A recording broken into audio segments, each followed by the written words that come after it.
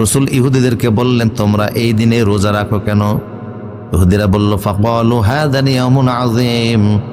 ইহুদিরা বলল, এই দিন হলো শ্রেষ্ঠ দিন, সেরা দিন, ঈদুল লানা, আমাদের জন্য ঈদের দিন, আমাদের জন্য ঈদের দিন। ইয়াউমুন আযীম, বিশাল বড় দিন। বললেন, কেন এই দিনকে তোমরা এতটা মর্যাদা সম্মান দিচ্ছ কেন?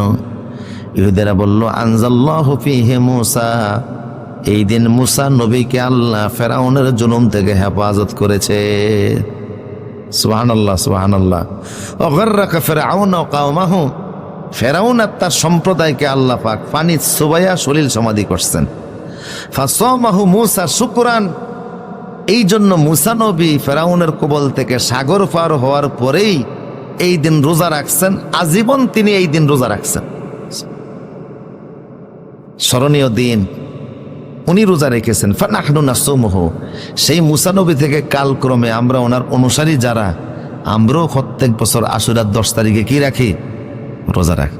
তখন রাসূল বললেন, নাহনু আহাক্কু আওলা বে মূসা, নাহনু আহাক্কু আওলা বে মূসা মিনকুম, তোমাদের চাইতে মূসা নবীর আমি আরো কাছাকাছি।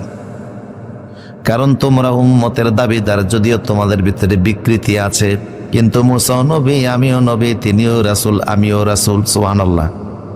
তো নবী হলো নবীর ভাই, কারণ আমাদের সবার ভিশন ছিল একটা, মিশন ছিল একটা, আমাদের সব নবীদের আওয়াজ ছিল পৃথিবীতে একটা, লা ইলাহা।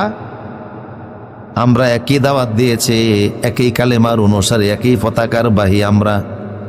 এই জন্য তোমাদের চাইতে আমি ওনার কাছাকাছি, ওনার সাথে সম্পর্ক আত্মিক, আধ্যাত্মিক সব দিক থেকে সবচেয়ে বেশি। তাই আমিও রোজা রাখবো। আমি আমার উম্মতকে নির্দেশ দিলাম, তারাও যেন মুহররমের 10 তারিখ রোজা রাখে। সুবহানাল্লাহ।